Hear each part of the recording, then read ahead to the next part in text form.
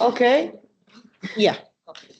So I think that we can start. It's my privilege to welcome all of you on site and online. We have extremely good participation, like over 60 people online, 66, and here in the class as well, around 40.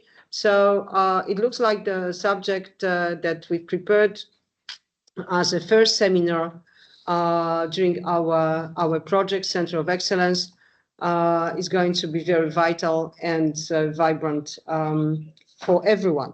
So let me start and introduce the today guest speakers. First is Diego Caballero Vélez. Diego is postdoctoral researcher at University of Messina, Italy, where he works on European migration governance, especially in analyzing the securitizing process along the central Mediterranean route. He earned his PhD at the Santa Ana School of Advanced Studies and was previously a postdoctoral researcher at the University of Warsaw. His research interests cover political economy, international migration, governance, security studies, and EU foreign policy.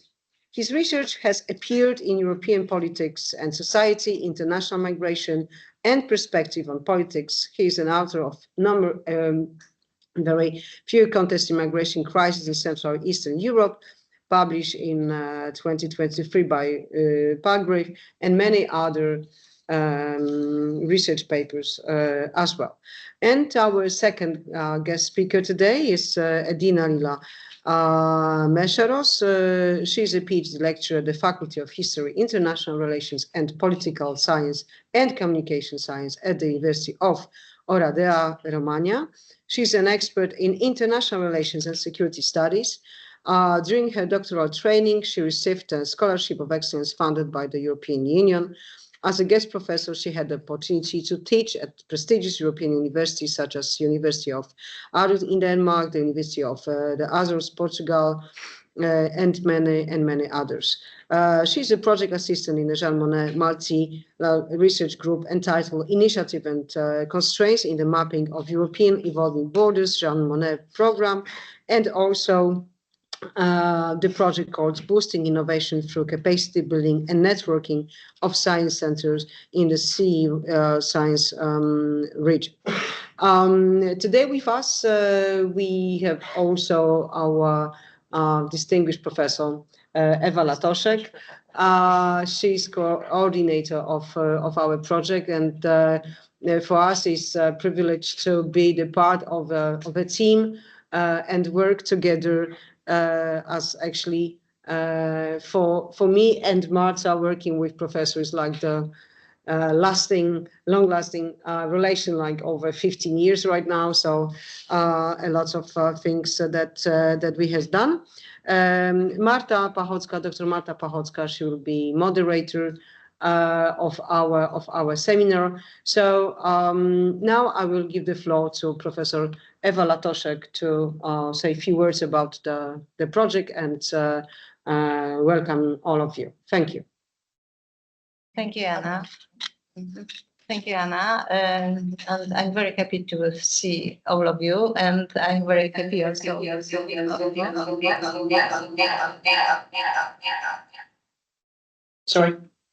Sorry about that. So I'm also very happy that so many people are online.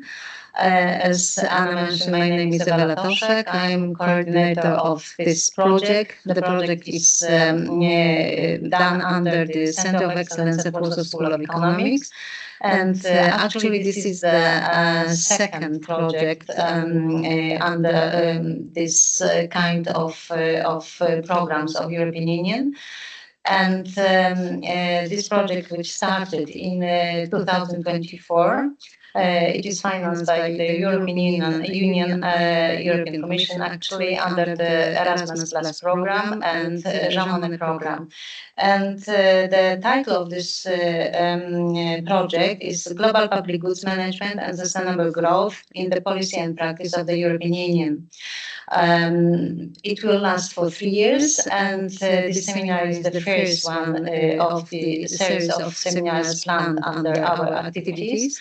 And the key staff consists of, first of all, consists of so-called organizers, and within the organizers we have academics from Warsaw School of Economics and institutions and chairs from Warsaw School of Economics. But we also cooperate, like for example, cooperate with some well-known universities from Poland, like University of Gdańsk, University of Warsaw, and also University of Katowice. And we also have the partners from abroad, well-known academics from eastern part of Europe, but also from the western part of Europe. So therefore, we have many well-known professors who cooperate under this project.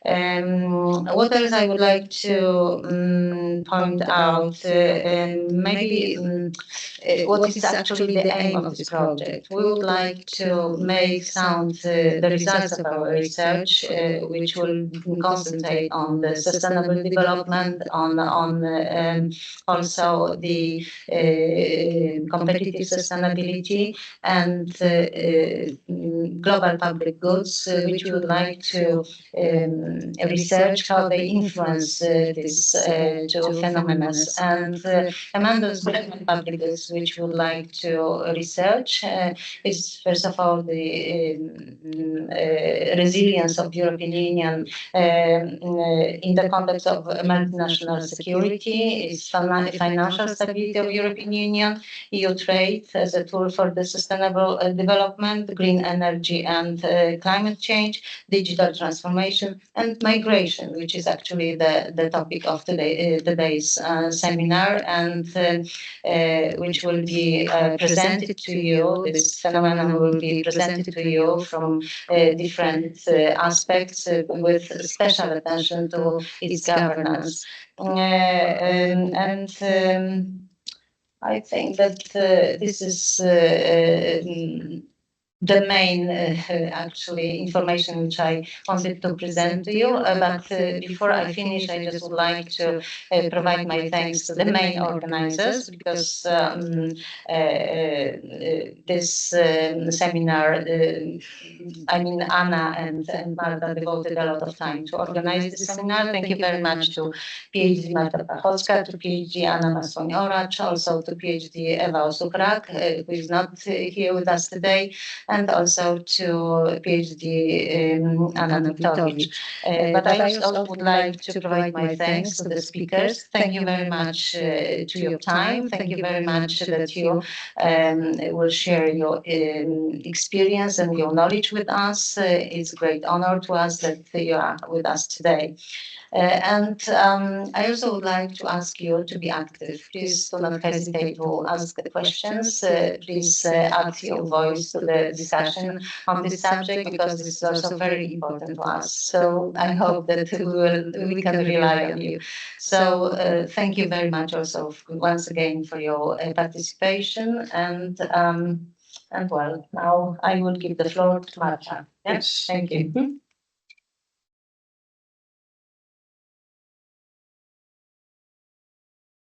Okay, so hello everyone. I hope Diego and Edina that you can hear me and see me. Just please confirm. Perfect. So as you know, this is the first out of 6 international seminars that we will organize under the project that was just presented by Professor Ewa Latoszek. So the Center of Excellence, German Center of Excellence, Part 2. And as my field of expertise is migration, broadly understood migration, international migration, migration governance, migration policies, and the scope of the project is among others, on public goods. So here we come with this combination of migration, public goods, and European context. And with Anna, we decided to invite our colleagues. So we know who they are, we know what they can deliver, and that they can speak English. What's really important to have this good vibe and communication. So as you know, we have 2 speeches to start with. Each of them will take around 20 minutes. Our colleagues prepared as good academics their presentations. So in the meantime, I would like to ask Diego, because he will be the first speaker, to open his presentation and share his monitor with the presentation. And Anna will take care of sharing, of checking if this what is shared can be seen online and on site, okay? So we start with Diego Caballero Velez, and his title of the contribution is Migration and Public Goods, Challenges and Responses in Central and Eastern Europe. And it's not by accident that he goes first and not lady, because he will provide us with a bit bigger picture of the region where we are located. And this is a very specific region where the migration patterns have been changing in recent years, especially after 2022 full-scale Russian aggression. So it matters a lot in our region. And Diego also published, as Anna mentioned in his biogram, he published some papers and books on this topic.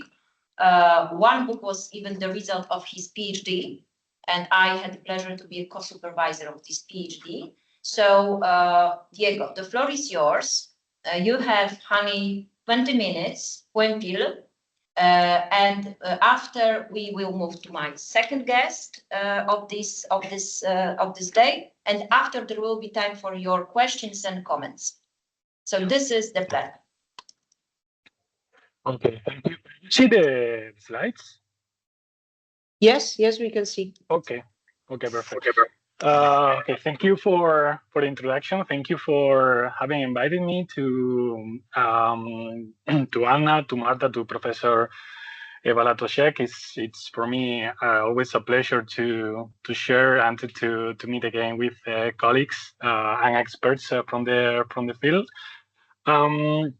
So as Marta was pointing out, I will try to give you an overview about my recent research on the public goods theory and how it is interconnected with the challenges on migration governance in the EU, with a special focus on Central Eastern region. And so I hope, I mean, if you, for sure, I would like to give this talk in order to open for a further discussion about this, because I can understand that political economy and this thing of public goods and integration with the study of migration is actually not cannot be very easy to understand for young people and for not experts in the field.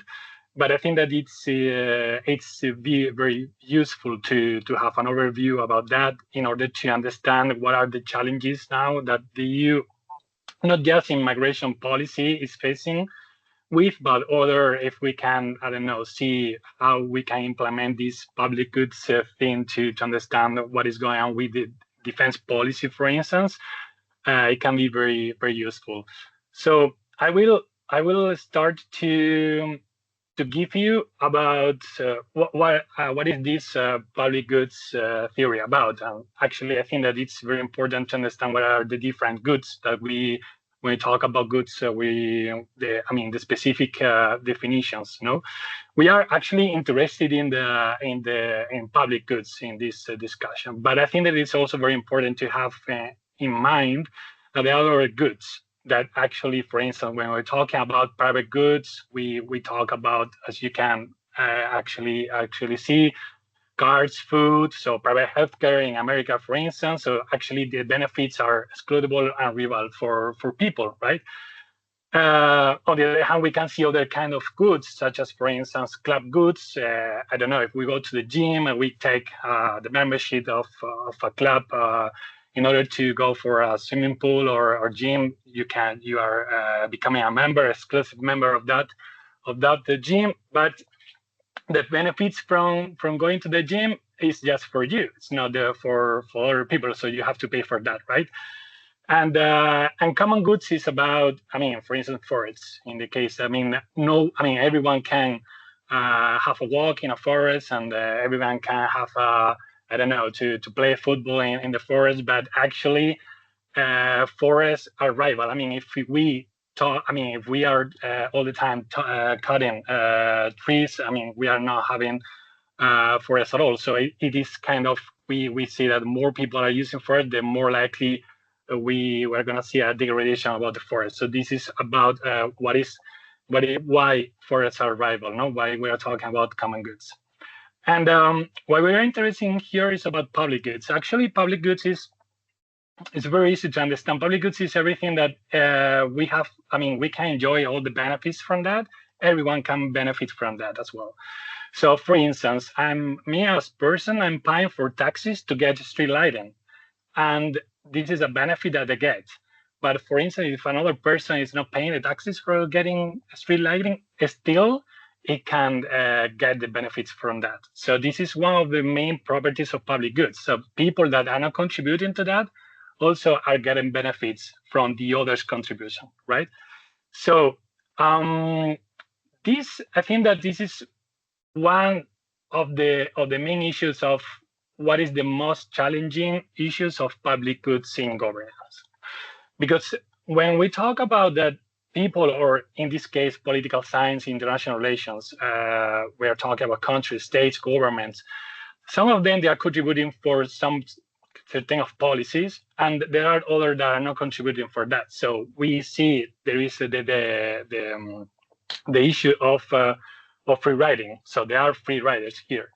I see that here, this is called by literature and as experts as a collective action dilemma, in which some states are not contributing for the public good, but others are contributing for that. So the ones that are not contributing for that are taking advantage from the ones that do.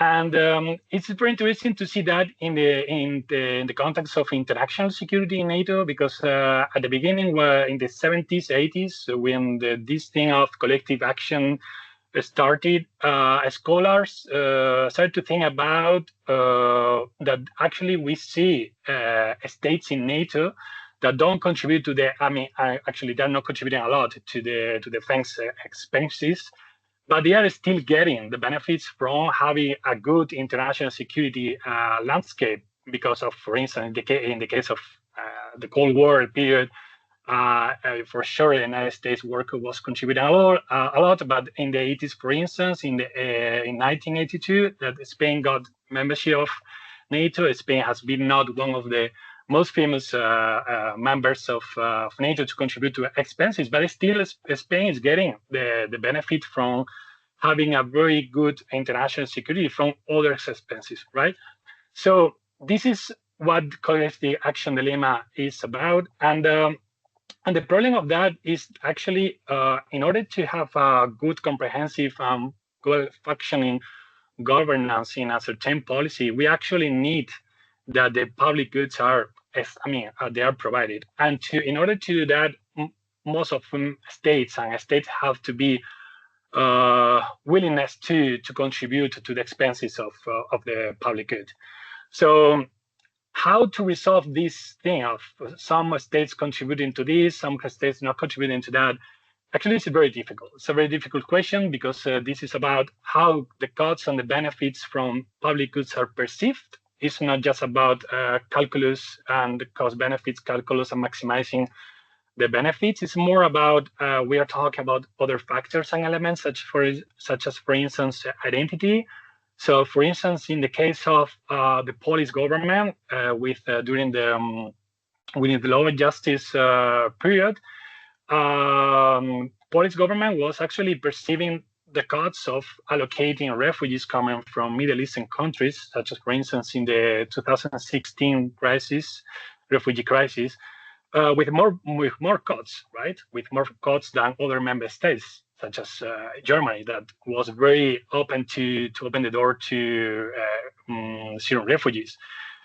On the other hand, when it happened, when the Russian government invaded Ukraine, and we saw this massive influx of Ukrainian refugees coming to Poland, the policy was completely different. I mean, the response was more open in comparison to in 2016 year. So in this case, we can see how maybe the perception of the cost by the Polish government is completely different from the perception of the cost of allocating refugees from Middle Eastern countries, right?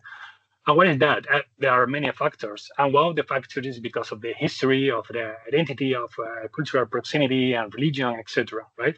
So public goods, the public goods perceptions of costs and benefits, what is a public good for a state can be different from how public goods is perceived from another state. And this is why one of the reasons the EU is becoming the main actor or an important actor in providing at EU level public goods. In this case, we have how the EU is trying to incentivize member states in order to contribute to what we call European public goods.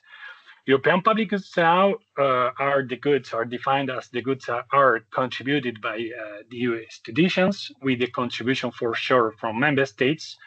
And actually now European public goods are becoming a crucial, or it should be considered as a crucial starting point for to face up with the challenges that we are facing up now in the world, but specifically in Europe.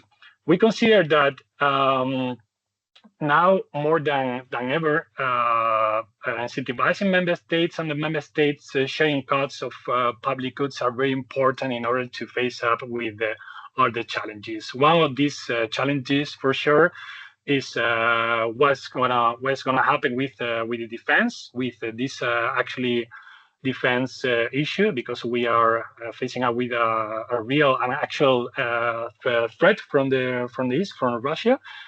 And now in the political level and at the level of the EU, and also prime ministers, in the case, for instance, in Spain, also France, they are talking about that defense actually should be considered as a European public good. So actually defense has to be, most of member states, all the member states should contribute to the rearmament, to the defense issue, the defense policy, in order to strengthen the governance of this policy at the EU level. The more, in this case, for instance, we make the scenario in which member states share the costs of to strengthen defense policy at EU level, the more maybe we're going to see a development of a new policy that should be, for instance, this kind of rearm of the EU, and normally, as you see, security and is a very competence of the member states. But the more the benefits are seen in a very similar way among member states, the more likely we are going to see a deepened, a strong defense policy in the future, right? So the challenge here is that the divergency among member states. So in this case, what I call one of the solutions is that the EU here should provide this kind of value, this kind of incentives to member states to contribute at the EU level. And this is what is said and is related with the principle of subsidiarity of the EU and European added value. So I've tried to come back to the issue of migration governance and public goods. We see the case of refugee protection. The refugee protection is what is, actually we can see that refugee protection is a collective action dilemma, because in the case of refugee protection, I think it is the most protecting or granting international protection to refugees is one of the most challenging topics of the EU, and it's also, I could say that straightening is one of the main threats of the future situation of the EU, because it's a very important topic in the EU, and the member states have completely different ideas and opinions how to deal with the international protection to irregular migrants. So here we see that how to treat refugee protection as a public good. You could say like, oh my God, refugee protection as a public good, right? It's how you can expect us to think that actually granting international protection to refugees, we can get benefits from that. So actually it does. Actually, we've seen that refugee protection can seem not such as a pure public good that benefits for everyone, but we can see that actually states that provide protection to irregular migrants can get some private and partial benefits from that. For instance, if I'm Poland and the Polish government, I'm granting international protection to certain group of irregular refugees, for sure the economic benefits that they are going to provide to my country is going to be just not for the EU, but me as Poland, as a state, providing protection to them, I'm gonna get a lot of private benefits, and also what they are gonna suppose for the development and the increasing, the economic growth to my country, right? But for sure, no member states think that the benefits and the costs are the same, as I was saying before. Here, there is a need to overcome member states' cost perceptions. So what thinks Poland, what thinks Italy, what thinks France about granting protection to refugees has to be similar in order to overcome this kind of divergences among the member states' opinions. Here, what the EU adds as a kind of incentive is very important. To what extent the EU can intervene and in this kind of policy, because it's a shared competence among the EU and the member states, and what member states cannot achieve, individually, to what extent the EU can do to get benefits from all of them, right? Here, I think that if we see the issue of solidarity is very interesting. To what extent analyzing solidarity sharing and refugee protection can give us an overview about what is the actual impact of the EU in incentivizing member states in contributing for granting international protection to regular migrants. Actually, we can see here that there has been an evolution in solidarity sharing mechanisms in the EU. We see in 2013 with the Dublin Regulation that member states had actually freedom to contribute to the protection to refugees in whatever they could. The problem here was that the most burden of granting protection to refugees was they were having that the member states from frontline, southern member states, because it was one of the principles of Dublin Regulation. The first entry member state had the duty to allocate the refugees. So in this case, for instance, Greece and Italy during the year 2015 had a lot of issues, a lot of troubles to allocate most of refugees. Later, as we had this issue of, a lot of solidarity, a lot of flexibility from member states, and member states they were not contributing at all to allocating refugees.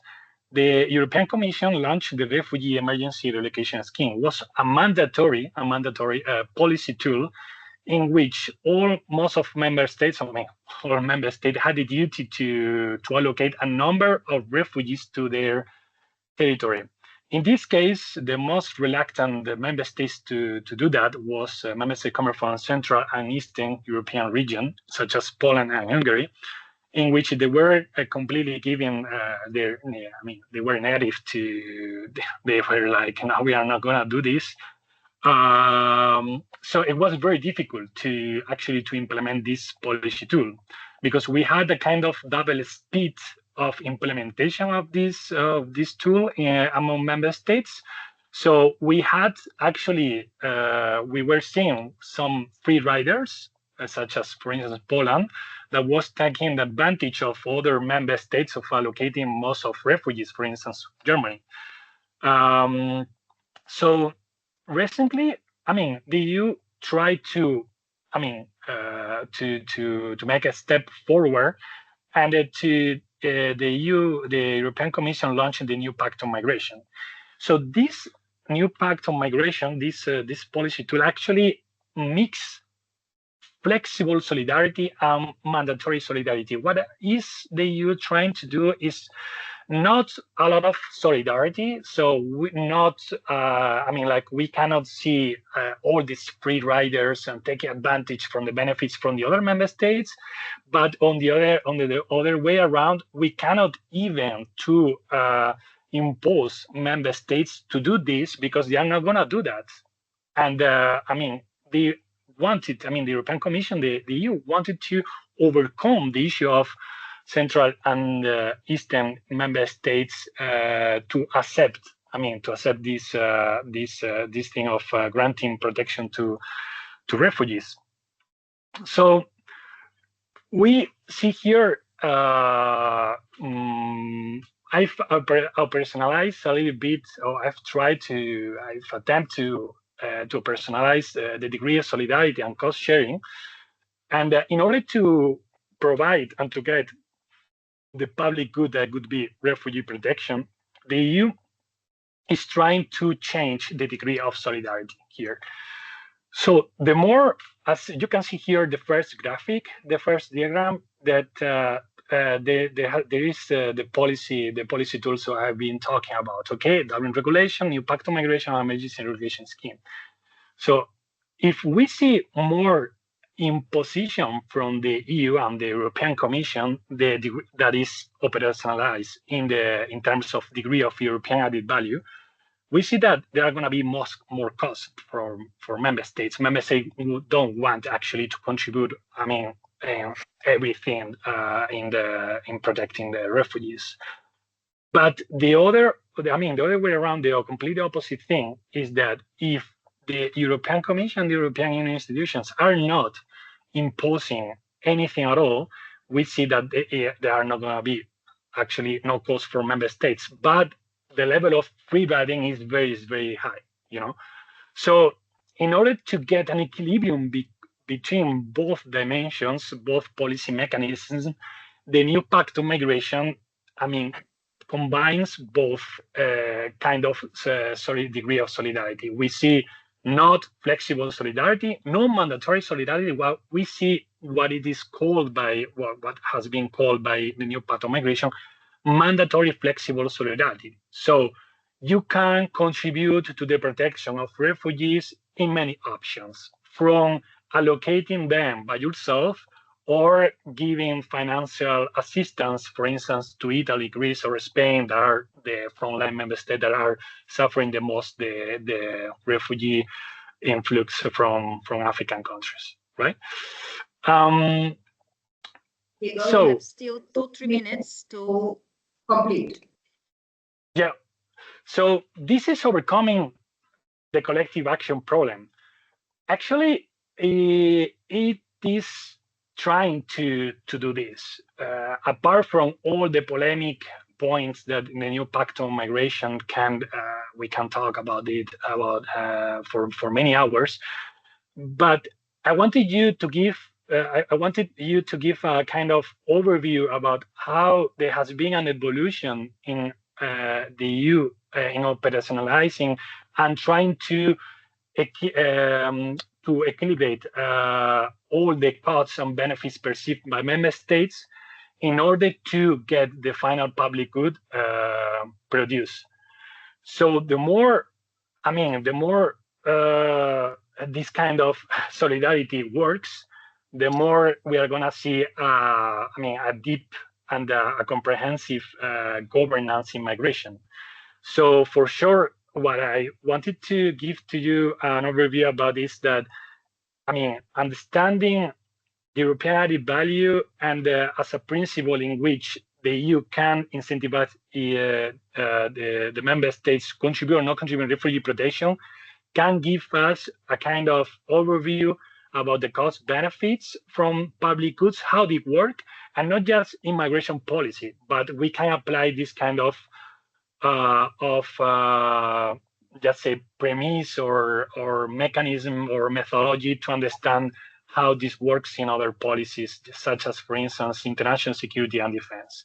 So I will conclude here. Thank you very much for your attention. Thank you, Diego, for this. Yes, we are coordinating sounds.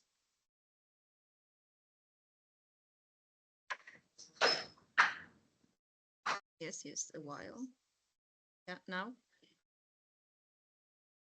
Okay, so I hope that you.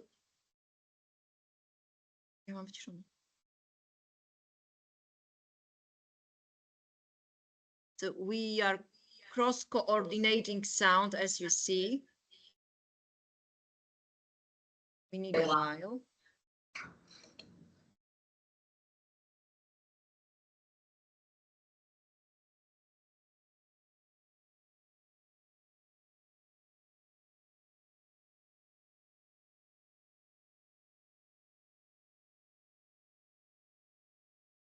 Yeah, so now even I feel better, because usually I don't like sit. I don't like be there and sit when I'm moderating something. So I hope that you enjoyed the first speech that we've just heard from Diego. This was a kind of mini lecture, Diego, I have to say, because you did some theoretical introduction. Even it was a bit too long, and then you had to roll up the final remarks that are really very interesting, and they are strongly based on your publications.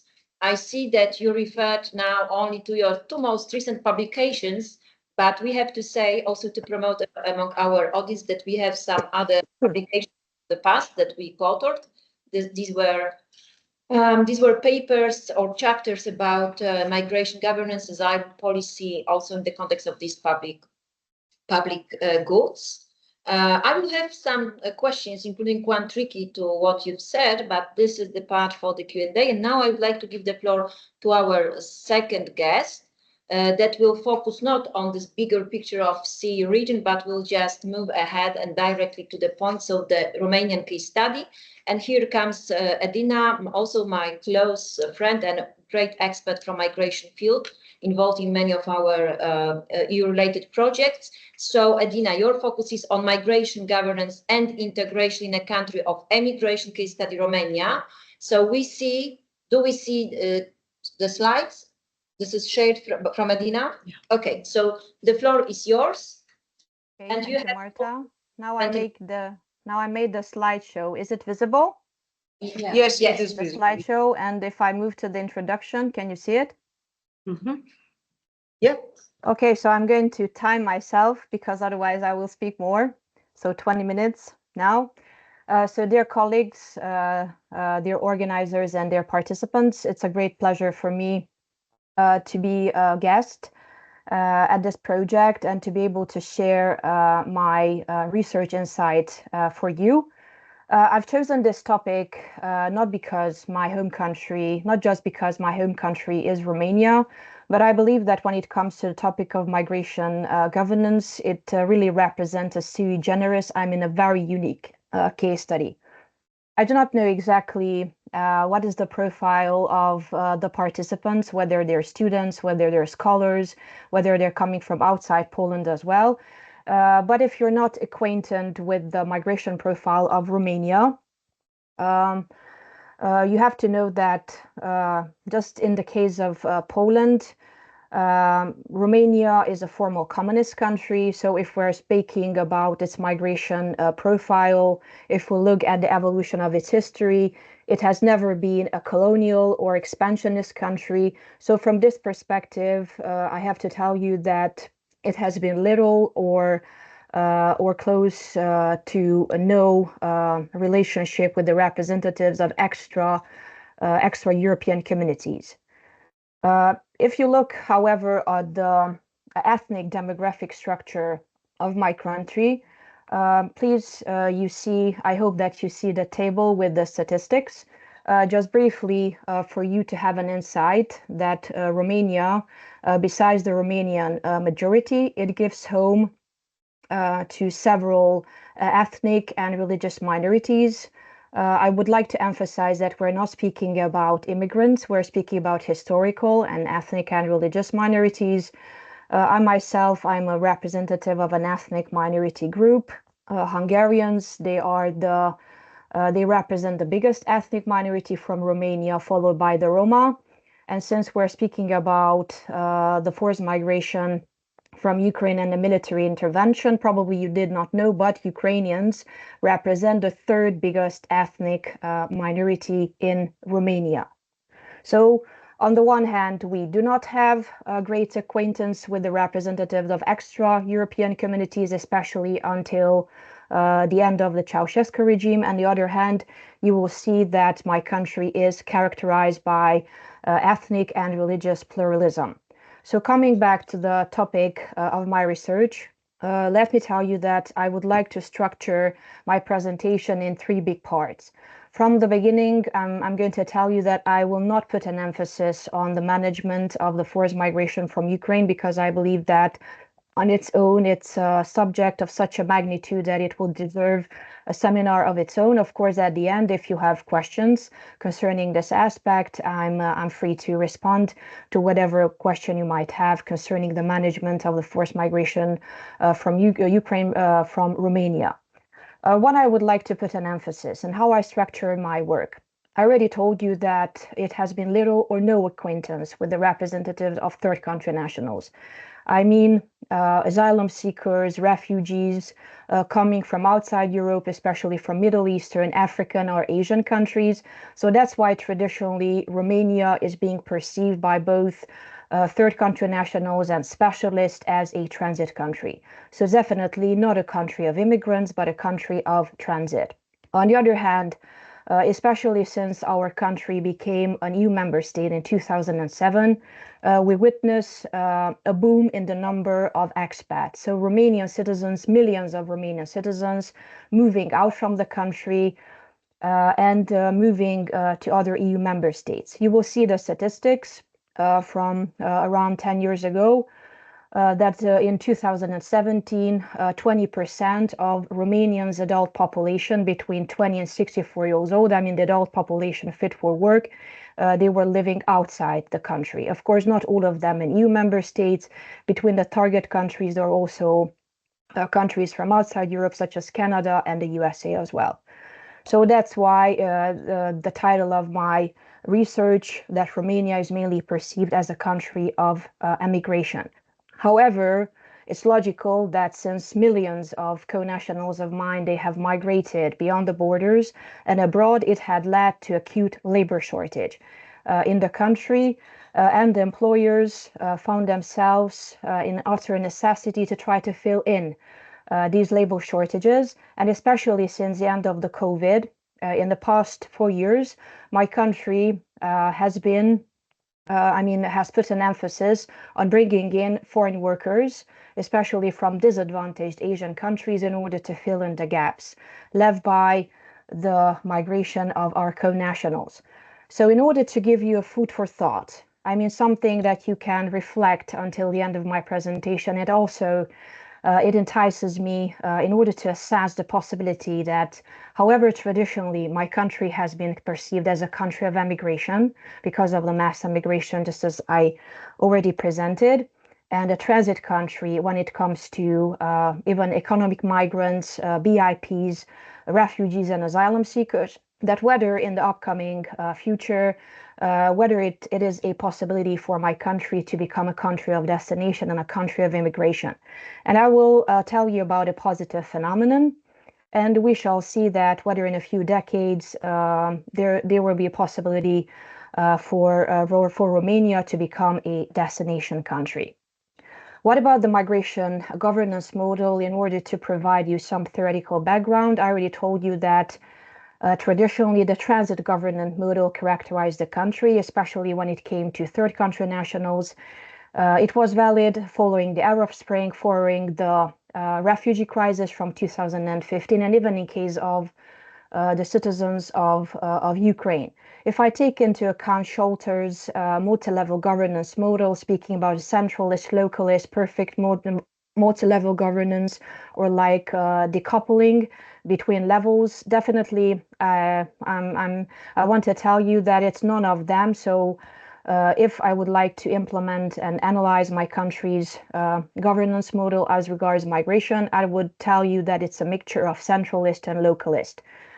Even though the central government takes into consideration the insights from the Federation of Employers, from various stakeholders, from NGOs, and even international entities.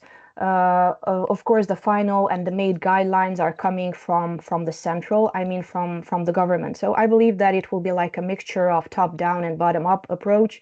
We cannot speak about a perfect multi-level governance. However, mutual dialogue exists and consultations, periodical consultations exist. Some statistics I know that I do not have time, so just the main idea.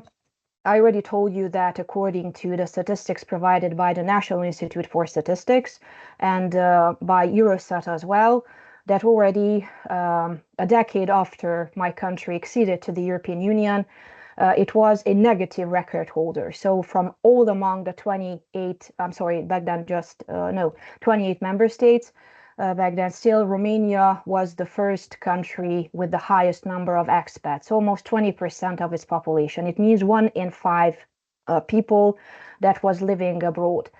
If you look at the statistics, and I believe that Diego could prove it, a year after my country acceded to the European Union, at the beginning, Spain was the main destination country and Italy is the second.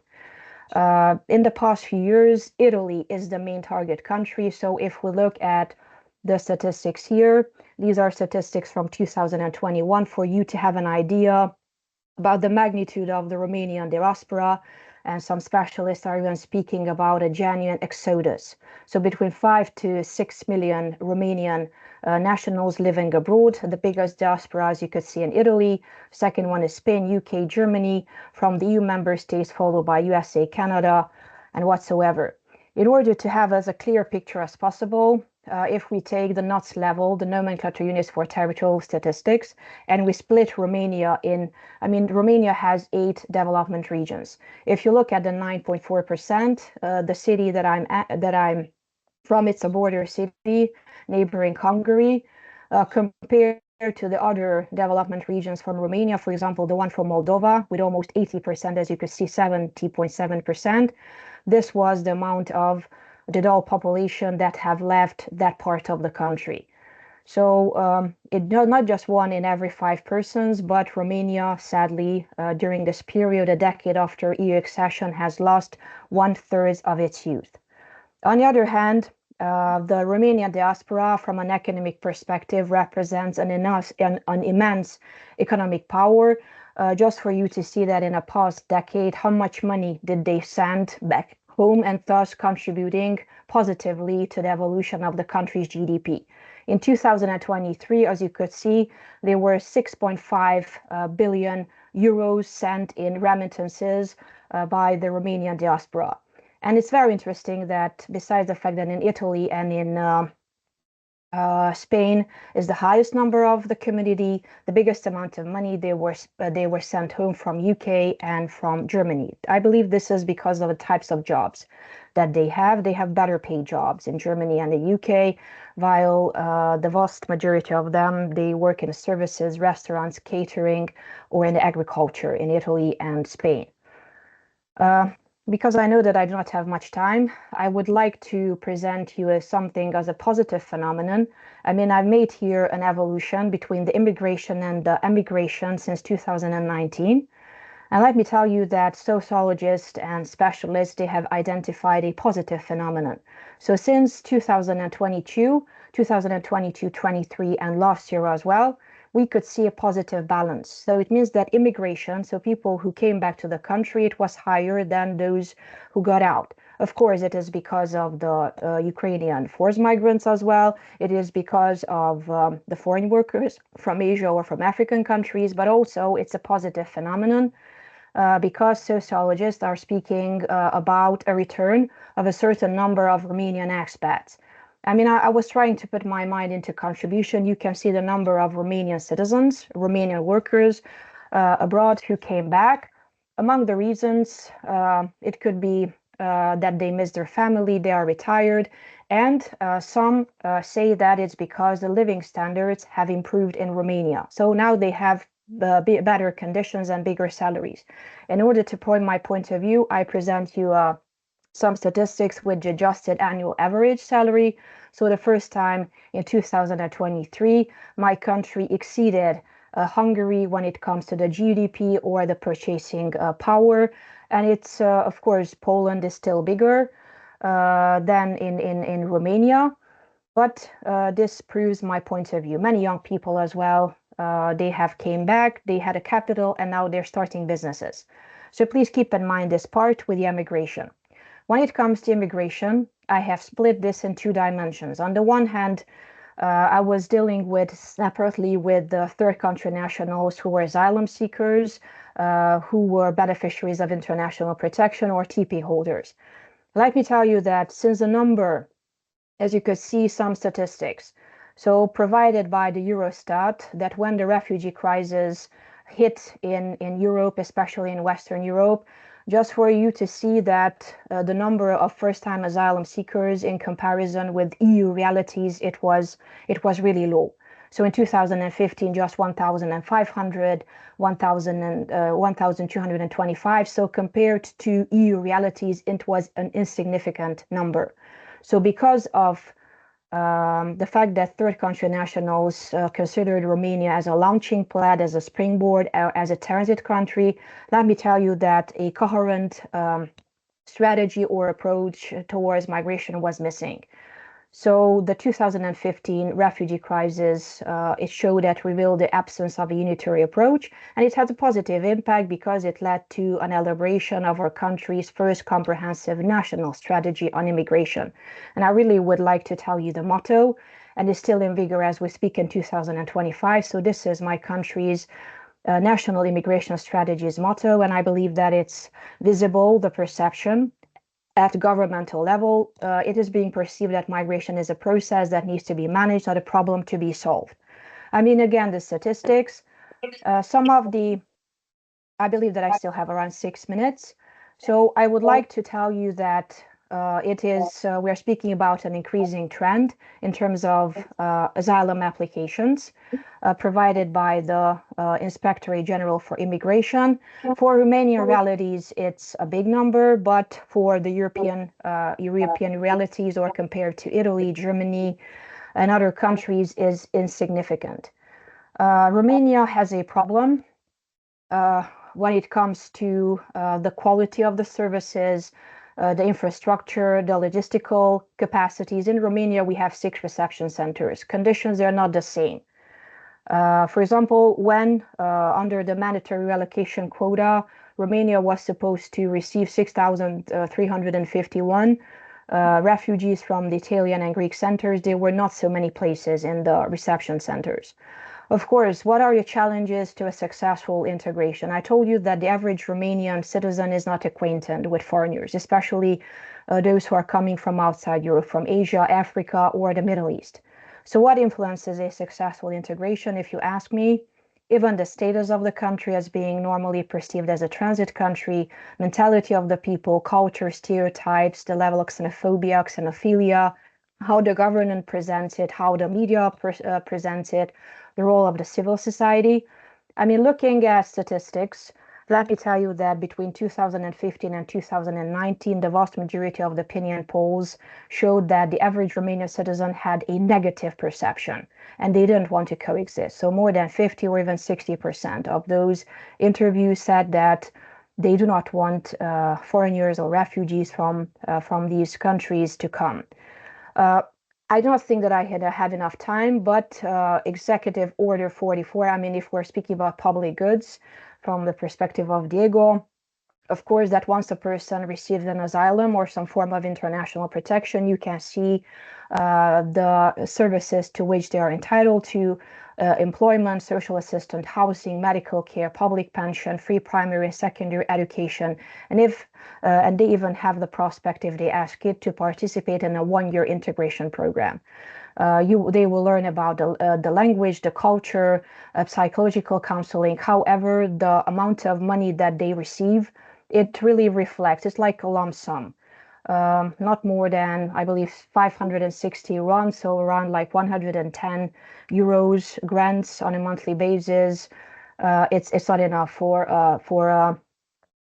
decent living. Some of the challenges that TCN cited, and now I would like to finish and to go forward the third part. I already told you that because the fact that millions of Romanian citizens, they have moved forward and they are working in the West, in the Western EU member states, it's an acute labor shortage. Especially since the end of COVID, since 2022, in order to find a solution to this program, a government decision came and opened a space for 100,000 foreigners. So in 2022, 23, and even for 24, the contingency plan was for the arrival of 100,000 foreign workers, especially from Asian countries such as Bangladesh, Sri Lanka, Nepal, India, and so on. They wanted to increase the quota to 140,000, but when they had consultations with the Foreign Workforce Importance Association, they announced that they will just keep the 100,000 because the workers' quota for 2023 was not exhausted. I mean, for you to see the evolution of the issuance of employment permits, you can see, in order to prove my point of view, that since 2021, it was a boom. It's separate data from that of Ukrainians because temporary protection, I mean, if Ukrainians receive temporary protection, they don't need a work permit. I mean, they don't need to file. Since they got the resident permit under the Temporary Protection Directive, they're entitled to work and they have the same benefits. What about the cumulative rejection rate? I mean, it was like 30% of those who applied for work coming from these countries, they were rejected. Some of the reasons why they were rejected, they did not have the proper documentation, they did not speak the language. It could be considered a threat to national security in some cases, and in some cases, the Inspectorate General for Immigration or the Border Police found out that we were speaking about human trafficking. You can see the main nationality. So these are statistics from last year, from the end of summer 2024.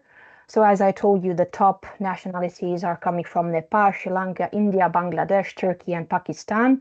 You can see the grand total, the fields in which, especially in the manual labor, so blue-collar sector. So these were the employments put on their disposal at the site of the National Employment Agency. And as a final part, so I'm at the end.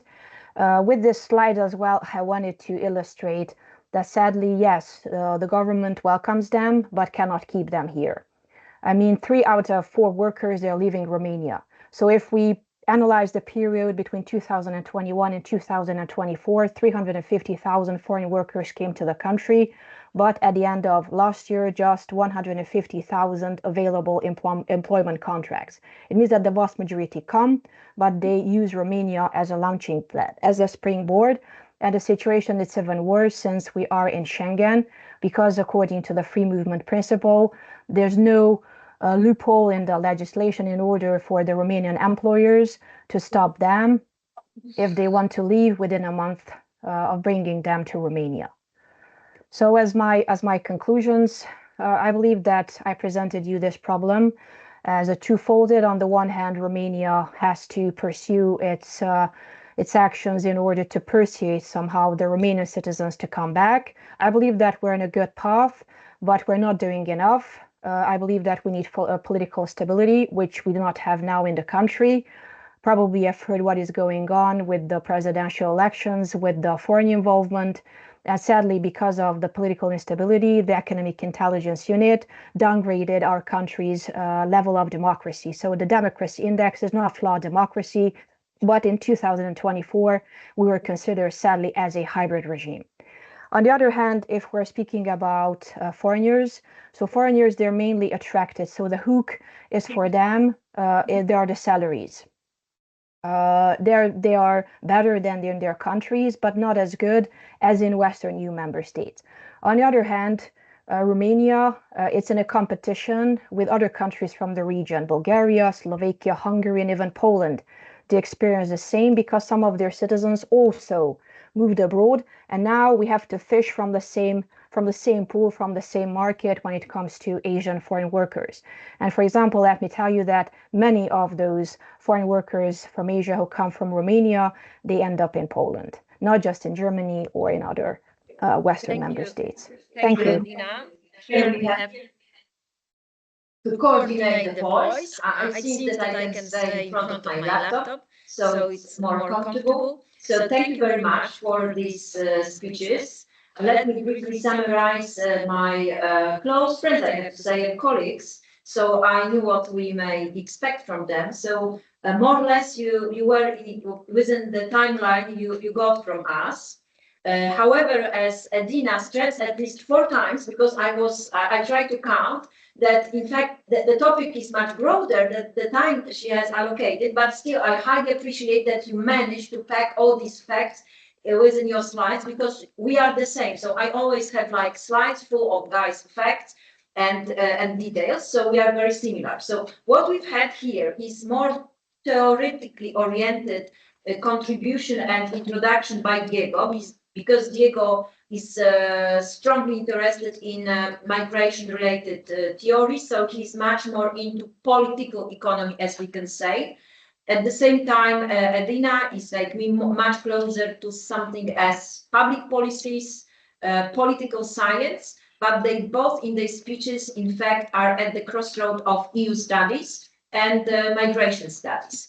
So what I would like to ask Diego, not sure if maybe we will start with the audience. Do we have any questions from the audience on-site and audience online?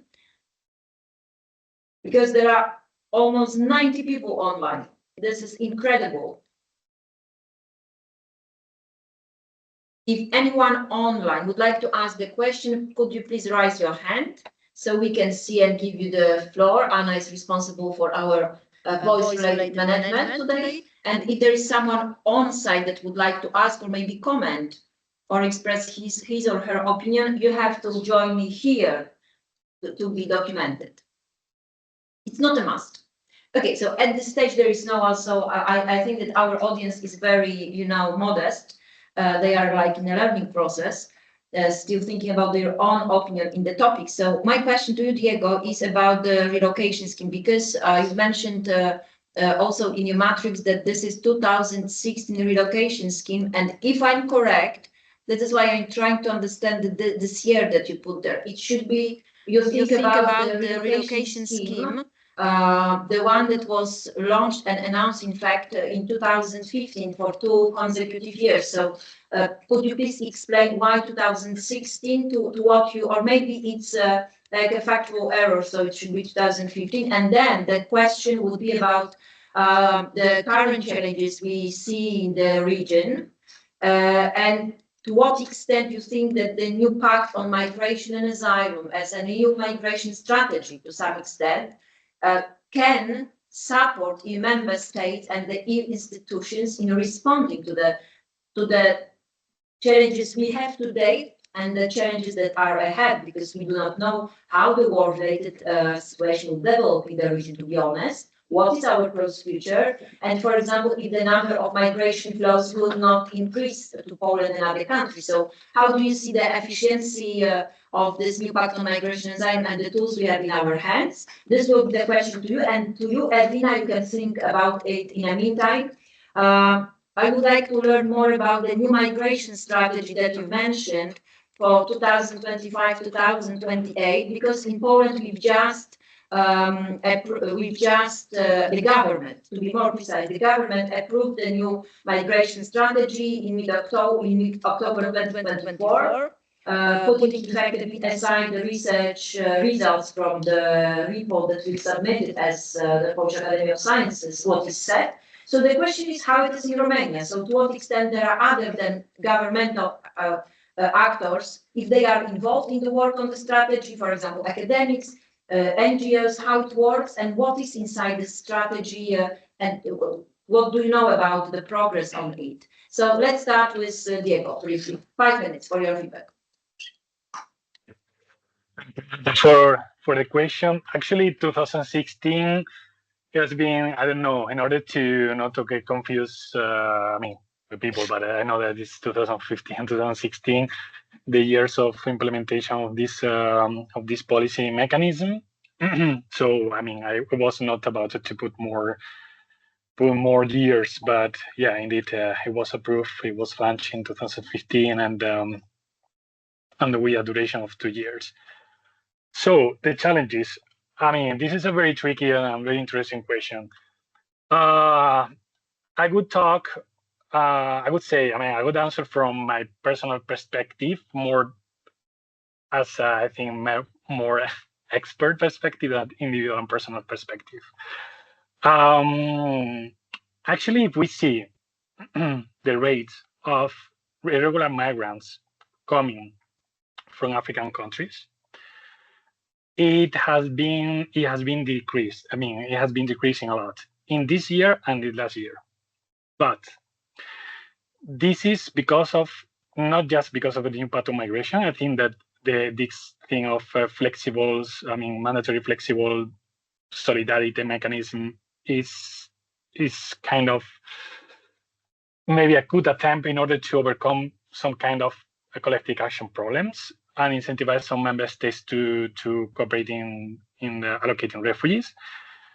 But at the same time, the new path of migration is very vague, is very not descriptive, or is not very detailed into the application of some issues, such as, for instance, what we consider to be an act flexible. What is this flexibility about? What Poland, for instance, can consider that its, I don't know, policies or contributions are like fulfilling the expectations of the new pact of migration, for Spain can be completely different, or Italy. So this kind of flexibility, the term of the concept of flexibility solidarity, is very, very vague. We don't know what does it mean. Okay, we have 3 options to contribute to international protection, but actually we don't know if to contribute it financially and allocating refugees, this is something that I'm doing. This, for me, if I'm doing these two things, I'm contributing to the expectation of the impact of migration. But on the other hand, a member state that just is contributing financially, it's doing the proper thing. So this kind of flexibility and flexible solidarity is very, very bad. We don't know what is this about. This is something that is very interpretative, and member states can interpret that in the way that they consider that is the best from them. Second point, I think that following this kind of not be a very, or it's not a very detailed, I mean, this new path of migration, it's not explaining a lot in detail, is the concept of safe third country. And this is a very controversial issue. For instance, in the southern member states, we are seeing how, or for instance, the bilateral agreements between Italy and Tunisia and Libya. Libya and Tunisia, they are considered safe countries for the externalization of migration policy or not. So I think that what we can expect with this kind of reforms of these past weeks, or the attempts that the European Commission wanted to do with the creation of return hubs, is to create at the EU level a European list of safer countries. So an harmonization of what safer country means for all the member states, with the competence of member states to revise what is safe, what is considered for them a safer country or not. So we can see how actually the new pact of migration has very good and nice initiatives, but it still is very lacking a lot of things. And we can see how the attempts to develop interesting policies under the new pact of migration framework cannot be. It's not very easy because of this kind of interpretative things. When it comes to Central Eastern European region, for sure, the policy line that Poland has followed after the law justice government is very similar. It's very similar, and what we can see, and it is very interesting to see, is actually how Poland and Hungary. I'm talking now about Poland. Actually, is becoming. It's still a very reluctant member state to allocate refugees with this kind of attempt to remove the right to apply for asylum. And so actually, are we seeing an overcome of the different divergences among member states with new pact on asylum? I think that we are seeing some issues, but it still is very polarized. And as we can see, for instance, in the case of Poland, and with the change of government, we haven't seen a lot of differences from the last line. Yeah. Okay, Diego. Here we have to say to stop, in fact, and say that the topic is much more complex, as you mentioned, and in fact, a lot of security-related context comes here in case of Poland. I think the same will be in case of Romania and many other countries, but it's not the main focus of today's meeting. So this conversation I will put aside, but I hope that there will be other occasions to go ahead with the topics. And now we have 5 minutes for Edina's feedback. You can also refer to what Diego said in the context of Poland. So you have 5 minutes to react to my points. And then we have there will be only time for one question that we will ask, that was asked or will be asked online, because we have to be done before 5 at the latest. So just to follow the timer. So Edina, the floor is yours. Okay, so thank you, Marta. If you remember the slide, I told there that it's under work. So it's the new migration strategy for 2025. It's not ready yet. So what I read about it, that it's still in the chamber of the parliament. It is being discussed, and these are data from March this year. What I know about it, that definitely is going to take into consideration, is going to implement the insights provided of the Common Migration and Asylum Pact. So I found reference when I remember reading it on this mandatory flexible solidarity as well. You have to know about Romania here. I would like to go back a bit to the mandatory relocation scheme launched in 2015. What was the perspective at governmental level of my country? We had a totally different stance in comparison with Poland and with Hungary. So back then, my president, our former president, said that in case of Romania, it's not a question of willingness. So we're willing to help and to share solidarity, but it's a problem of capacity. So I remember that when the negotiations were in the Justice and Home Affairs at the level of the European Council and the other specialized council configurations, when they were voting on the quota, Romania voted against. So if I recall, we were one of those 4 countries who voted against, but still, because no unanimity was needed, but majority entered into force. At the beginning, Romania was supposed to take in a bit more than 1,700. After it, this number grew to 6,351. So my country said that we're not able to because we do not have enough spaces. So for us, it was a matter of capacity, not desiring to show solidarity.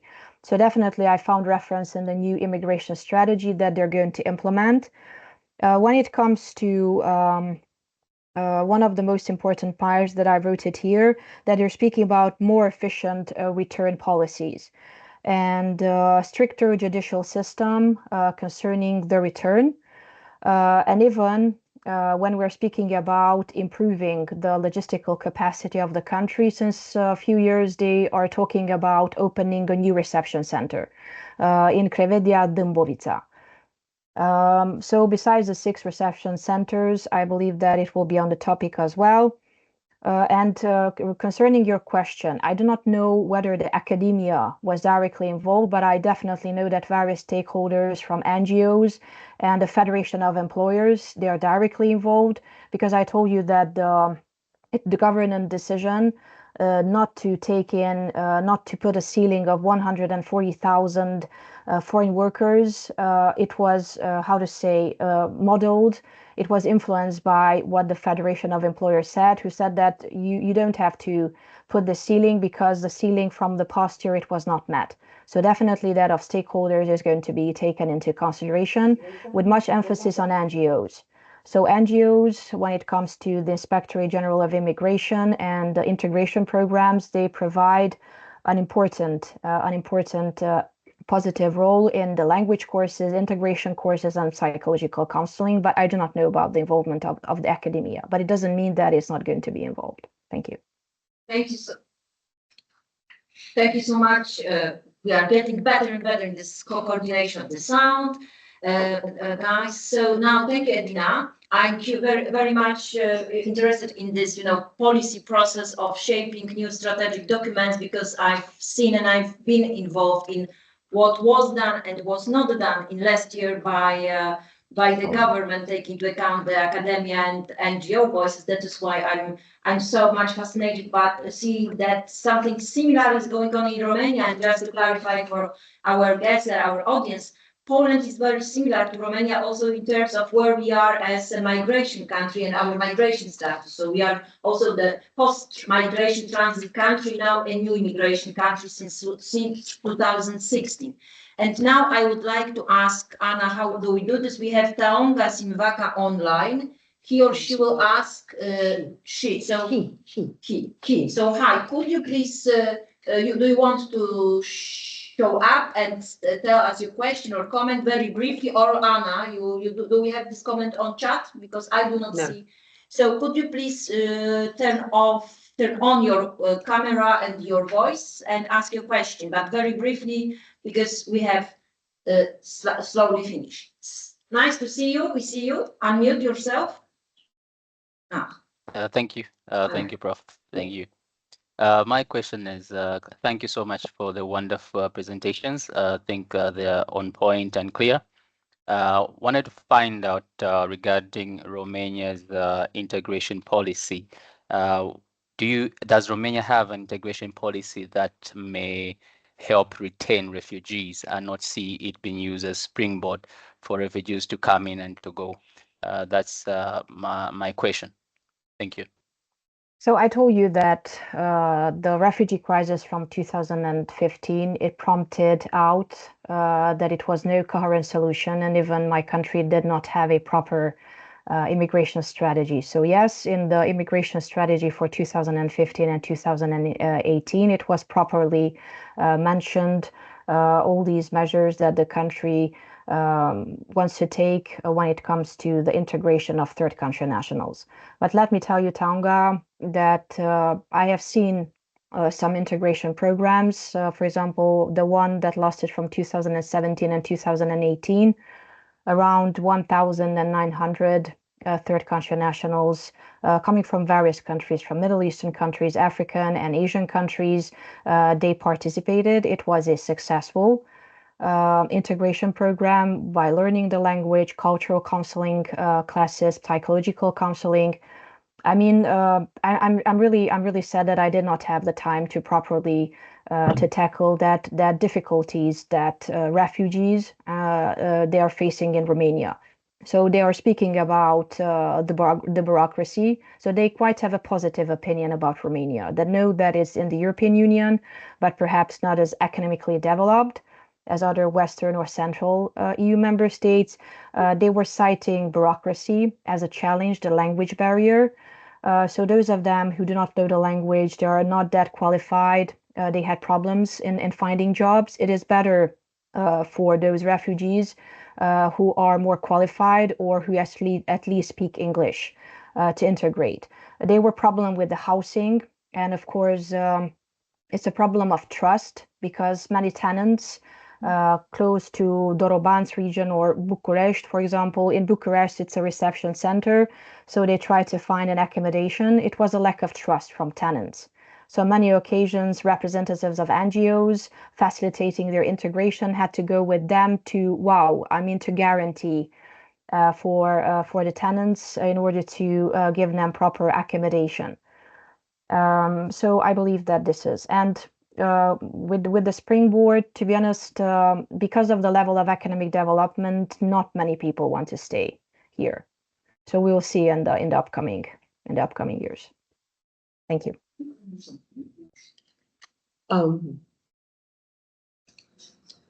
Okay, I don't see more questions, so I'm taking that opportunity to close our first seminar. We're trying to explore the challenges and responses related to migration and public goods in Central and Eastern Europe, with a particular focus on governments and integration. We were trying, as you noticed, examine the impact of migration on public services, policy responses to migration-related challenges, and also we showed the complexity of managing migration in both receiving and immigrating countries. As you've noticed, the special attention was given to Romania that Edina provided us, and in that perspective on migration governance in a country with a strong immigration tradition. So thank you so much for being with us online and on site. I hope that you will be participating in our next 5 seminars that we're going to prepare for you. And I wish all of us more in-depth perspective and not seeing this as a especially right now when we are having so many problems in European Union. I hope that this topic will be at least somehow and to some extent solved in a proper way.